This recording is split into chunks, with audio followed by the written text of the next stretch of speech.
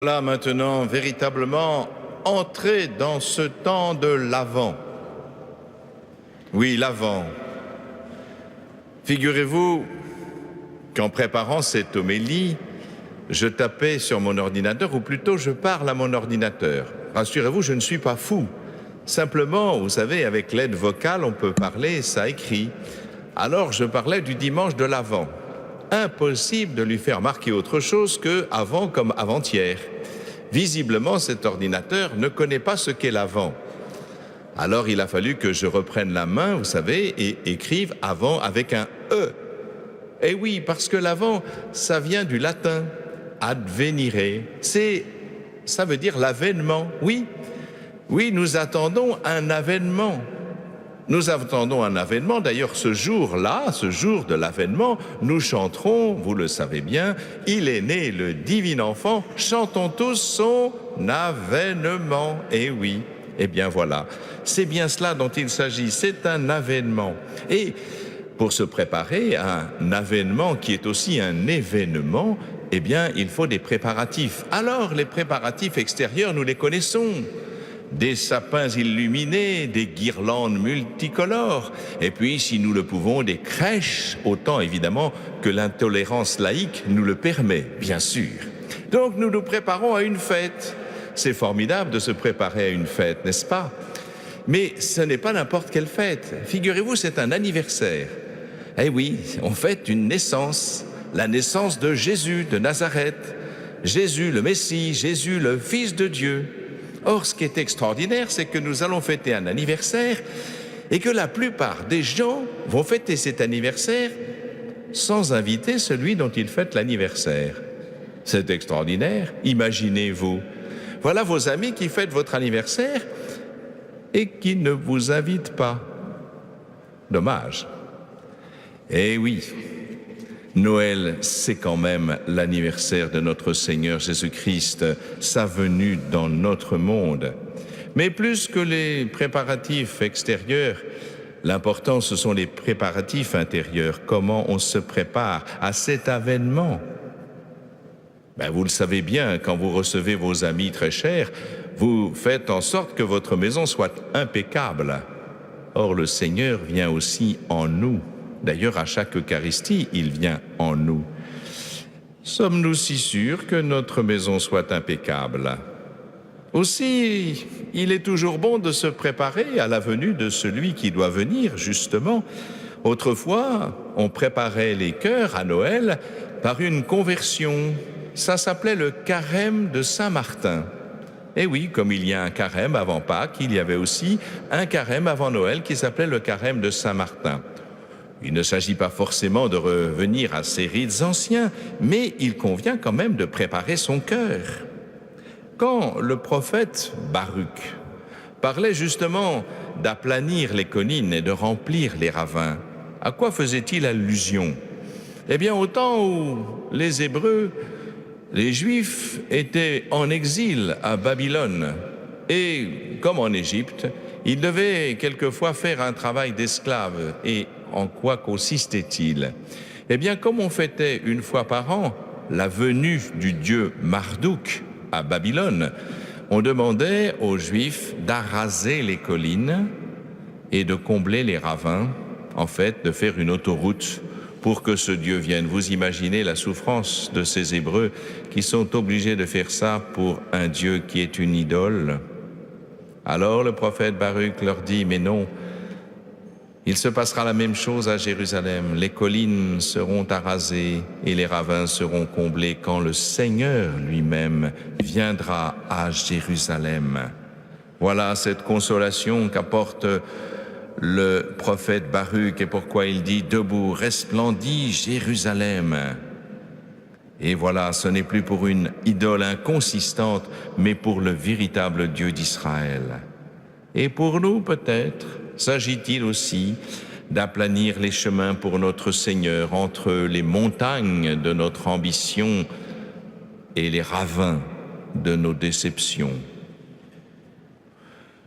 À Noël, nous fêtons au fond bien plus qu'un anniversaire. Cet anniversaire n'est pas n'importe quel anniversaire, c'est l'émergence de Dieu dans l'histoire des hommes.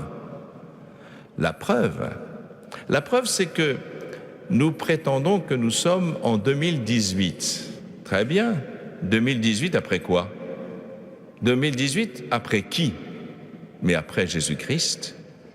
Autrement dit, c'est bien la preuve que nous ne sommes plus dans un temps cyclique, comme le pensent les extrêmes orientaux avec la samsara, la roue éternelle des destins, ou bien le temps cyclique des Grecs. Non, il y a un avant, il y a un après. Il y a donc la possibilité d'un déroulement du temps vers un progrès possible. Et ce progrès, bien sûr, c'est que nos cœurs accueillent ce Dieu d'amour. Voilà pourquoi l'émergence de ce Dieu qui vient jusqu'à nous est si important. Il s'agit d'un fait historique. Il ne s'agit pas du tout de mythologie, comme justement ce Dieu Marduk et Tiamat dans l'Enuma Elish des Babyloniens, ou bien encore des récits mythologiques des Grecs. Non, c'est un fait historique d'ailleurs. Saint Luc insiste. Saint Luc est médecin, il est grec, et donc il fait œuvre d'historien. Tibère était bien empereur. Ponce Pilate était bien gouverneur. D'ailleurs, on vient de trouver une bague à son effigie, à son nom, qui lui a appartenu. Deuxième preuve tangible et archéologique que Ponce Pilate existait bien. Quant à Hérode et Philippe, ils étaient bien aussi des rois qui existaient à l'époque. Anne et Caïphe, on en est sûr, on en a des traces, étaient bien aussi grands prêtres à l'époque en se relayant l'un l'autre, l'un étant le beau-père de l'autre. Oui, Jésus est entré dans une histoire, une vraie histoire, une histoire humaine. Il est venu habiter notre histoire et notre humanité. Voilà ce qui est important à nous rappeler. Il y a, dans ce temps que nous allons célébrer, un avant et un après. Cet événement a une portée considérable, parce que si Noël correspond à un passage du Seigneur, le Seigneur passe au milieu de nous dans notre histoire, nous savons aussi qu'il y a un événement ultime, non plus quand le Seigneur passera, mais quand le Seigneur régnera. Nous savons qu'il y a un jour où le Seigneur reviendra. Peut-être vous demandez-vous, comme les premiers chrétiens, mais pourquoi ne revient-il pas tout de suite, avec toute la gabegie que l'on voit partout? Ce serait tellement bien qu'il vienne. Et Saint Pierre répond aux premiers chrétiens qui lui posaient cette même question. Eh bien, si le Seigneur attend, c'est pour permettre à un maximum d'hommes d'être sauvés, pour sauver un maximum d'âmes. Car nous l'avons entendu, Dieu ne vient pas seulement sauver un peuple particulier, mais comme le prophète Isaïe le disait, et comme nous l'avons entendu reprendre par Jean-Baptiste qui cite le prophète Isaïe, tout être vivant verra le salut de Dieu. C'est aussi ce que saint Paul écrit quand il écrit à son disciple Timothée, Dieu veut que tout homme soit sauvé. C'est bien pour assurer le salut de tous. Et ce salut, c'est justement d'être sauvé de notre ennemi principal qui est la mort. Or, pour être sauvé de la mort, il faut répondre à notre vocation qui est d'aimer comme Dieu. Le Seigneur Jésus est venu nous révéler un amour pour lequel nous sommes faits, c'est notre vocation. Nous avons été créés pour cela. Et nous le savons aussi, l'amour se vérifie dans le temps qui passe. Un véritable amour nécessite du temps pour vérifier qu'il est un véritable amour. Les amours éphémères d'aujourd'hui sont-ils vraiment des amours? Sont-ils autre chose que des pulsions, des désirs de possession? Sont-ils véritablement le même amour qui a fait que Dieu est venu nous rejoindre en donnant sa vie? Il y faut la constance, la persévérance et la fidélité. Relisez la Bible, vous verrez que toutes ces vertus sont des vertus divines, divines. C'est Dieu qui est fidèle. Partout dans la Bible, Dieu est fidèle. Et il dit même, si toi tu n'es pas fidèle, moi Dieu, je resterai fidèle.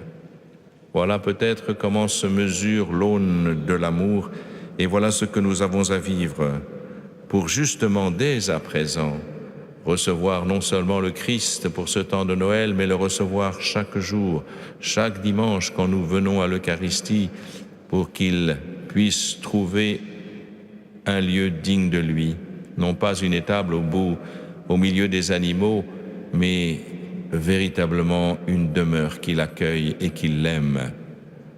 Ne soyons pas ces hôteliers qui ont laissé Jésus dehors. Soyons ceux qui vont l'accueillir.